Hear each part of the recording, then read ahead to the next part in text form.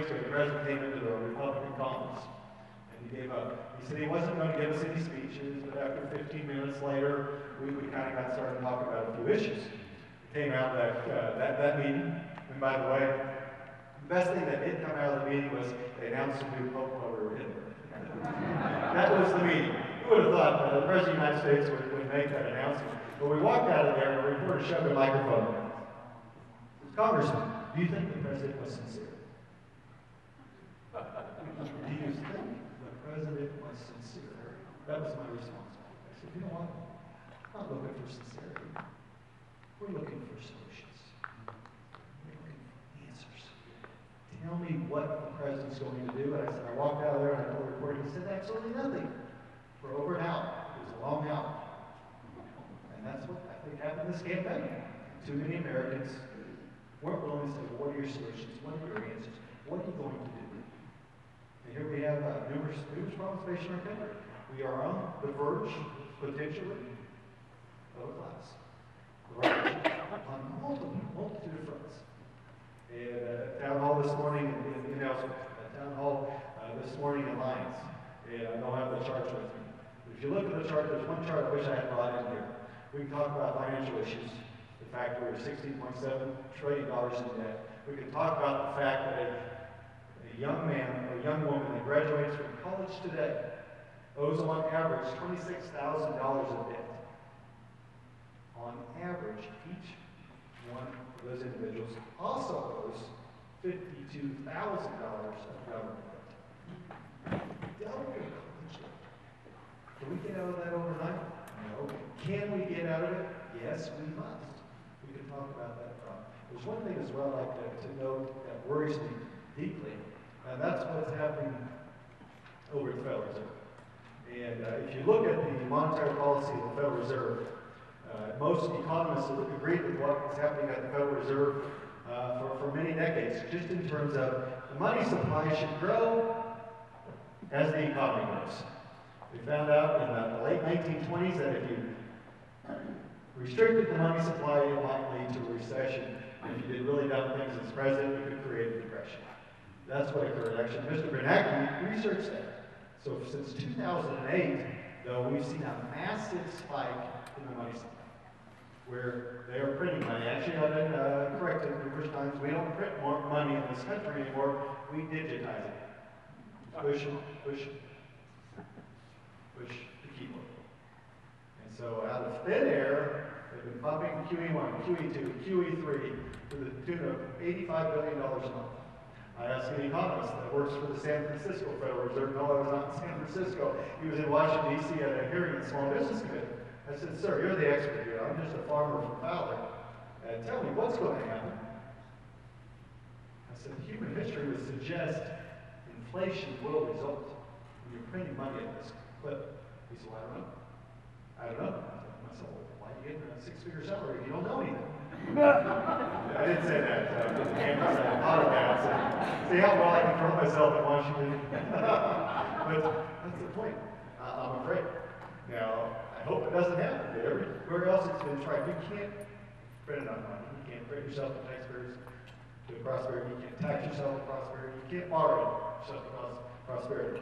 That's what we're trying to do. That's out of control of Congress, because they have a Federal Reserve, and that works on top of other issues. But you know what, at the end of the day, it's people like you and people like me, we get the government we pick. And you might look around and say, my gosh, and I fly through a lot of airports, I'm looking around and say, well, who picked the current government we have? 51% voted for the same president. 51% voted for about the same Senate and the same House. When they come up to me after the election and say, well, the president has a mandate. I said, well, he has a mandate. I had no opponent. I guess I have a really big mandate. How about that? The reporters didn't like that. But at the end of the day, the solutions, I think, are going to come because we are going to be forced, not internally, but externally to this country, as the word says. The creditor is controlled, or the borrower is controlled by the creditor. And where we're borrowing money to the tune of $2.5 billion every day, there will come to the end of that line, and somebody says, you know what, we're going to have to change what you do if you want to continue to borrow money at that $2.5 to $3 billion a day. I thought we were close to that 2 years ago. I thought it was close to that a year and a half ago. When I was across the table, there's this gentleman here. He was actually closer to me. Was a gentleman from China, 5th highest ranking official in China. And I'm like, I'm on the other side of the table saying, why am I doing in this room? Because he was there, and no offense to bankers here, he was there on a banker's call. And he identified every single economic problem we had, how our spending was driving us into debt, how if we didn't change things, we would never recover unless you did X, Y, Z. Number one, I'll tell you, he was absolutely right, everything he said. Number two, I would not admit that to a communist.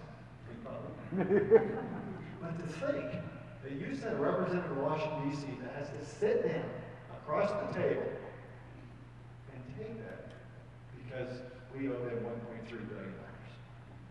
So there's some real sovereignty issues here. There's some real independence issues. You know, for folks that may not like the Constitution, that believe it's a living or a dead Constitution, depending on how you look at it, it really doesn't matter when you have borrowed so much money from so many other folks. And I was at a town hall, I guess, in Marvin. This was a great story. We had a call in our office about 3 weeks ago from the Boston Globe. I'd never been to Boston, never intend to go. Always been a Kansas City Royals fan, but anyway. And said, hey, we want to come out to one of your town halls. We were kind of speechless. You want to come out to a town hall? Do you know where our district is? Yes, we do. But you know what? I think they're trying to figure out, does anybody in Kansas really think like that? I said, sure, come on out. Actually, New York Times did the same thing 2 years ago. Came out. So the Boston Globe reporter came out to Larned and to Jetball. And I got the reporter, I said, thanks for coming.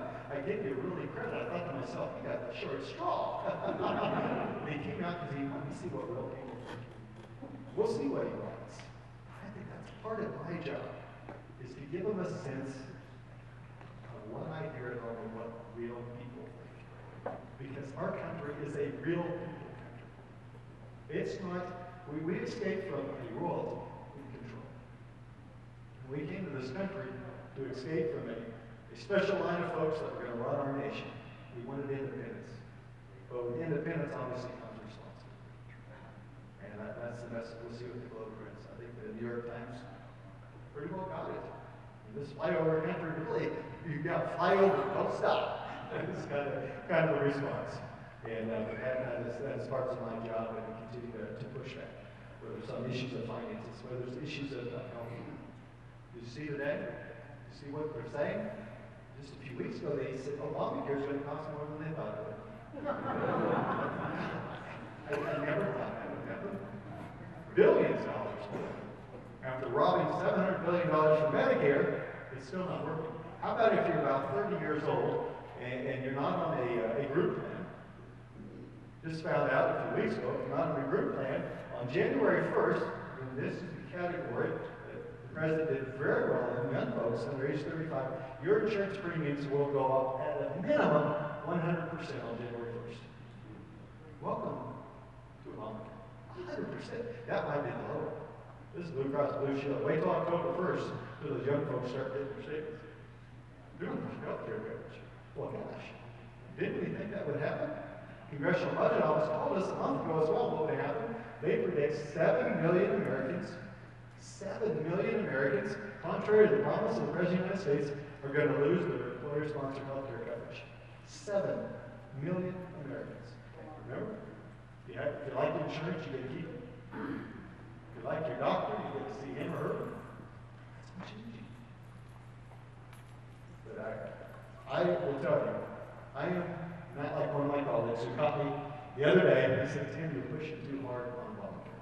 Of course, he was part of leadership and he's covered a lot of things like that. And I demanded about a month ago, I said, let's have another vote on Obamacare. Let's take the money out that's funding the implementation. Let's just fight over it, just a little bit. Instead of just giving in, and of course they didn't want to. And we pushed back, but this gentleman says, hey Tim, I understand, you're right. Obamacare is going to destroy our health care system. But we have to let it fail so people understand how bad it's going to be. I said, well, I said, Pete, I can understand your argument, I guess. I said, but I've been in Kansas. I've seen what will happen when that same lady destroys a healthcare system. It's happened here. We have one insurance company in Kansas, essentially, in business. We can't let that happen. We can't let them convince us, let's just let the damage occur. Can we recover? Name one federal program. Name one entitlement we've undone. That's the danger when you go down that road. The danger of how far we've fallen. And we're going to continue to work on that. I've spoken long enough. One other thing on Benghazi. Remember that? 4 dead Americans, including a U.S. ambassador. And that's one of those things when I get a reporter asking, well, this was a gentleman else with this morning, another one, not a reporter, his name was Jerry. He said, well, can't you guys just get along in Washington? We can all just get along, we just solve these problems. I said, I wish we could. I said, but Jerry, usually what I see is every time we get along, there's a strong bipartisan agreement, is when we never do the right thing. There's a strong bipartisan agreement not to look under the cover